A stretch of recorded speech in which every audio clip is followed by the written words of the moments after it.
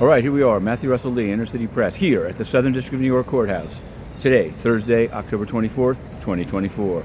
Now, the Sean Diddy Combs docket jumped into action again yesterday. I guess the main thing is that the bail appeal, he's in jail. Now, the MCC is behind me. That's now closed, but he's in the MDC Brooklyn. The bail appeal is going forward. He filed, his lawyer, Alexander Shapiro, filed a reply saying that Judge Carter erred about obstruction of justice and that $50 million should be enough. So we'll be following that one through all the way. The civil cases, one of them that was dismissed was refiled. First it was refiled. This was a case about a woman, a Jane Doe, assaulted by Diddy in a, quote, Manhattan area Marriott. Manhattan area. Manhattan is you're either in it or you're not. This is in it. And Judge Reardon dismissed it, saying it hadn't been filed correctly as an anonymous case.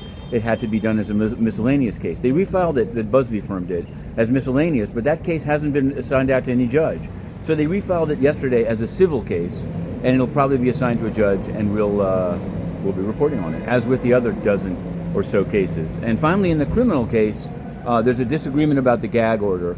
And each side has turned it in. The dispute is about who, on the government side, the gag order to not speak to the media would and leak information would apply to. And so we'll report on that one as well.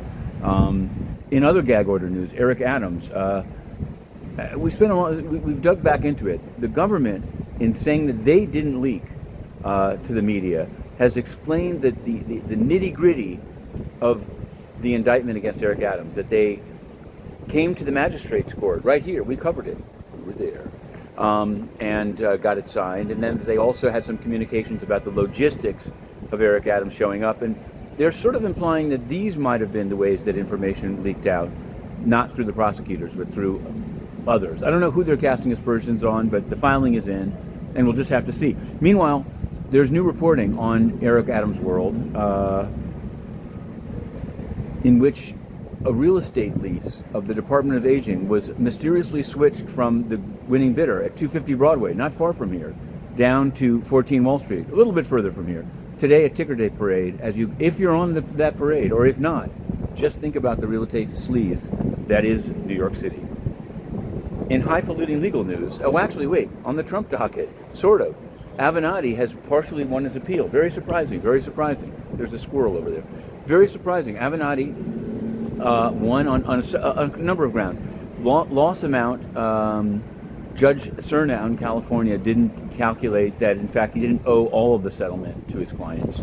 He could have kept some for fees. But also that putting it consecutive with his sentencing in the Stormy Daniels case, there's the Trump connection, was incorrect because it was relevant conduct. You can find that. It's on the Ninth Circuit's website. And the Second Circuit, we did, as promised, live tweet the NFT Birkin bags Maison Rothschild case, and you can find that. They took it under advisement, as they usually do. We have a case coming up in the Second Circuit, but we'll deal with that more coming. But we do, the case of all cases that needs to be brought is against the United Nations. Their immunity is out of control. From UNRWA to cholera in Haiti to throwing out the press, Antonio Guterres is a legal rogue who must be brought into the courts. That's what let me be clear. Brought to justice means into the courts. And we're going to continue to seek out like-minded justice reporters, but in this case, warriors. Okay, going in now to cover this SDNY. To be continued.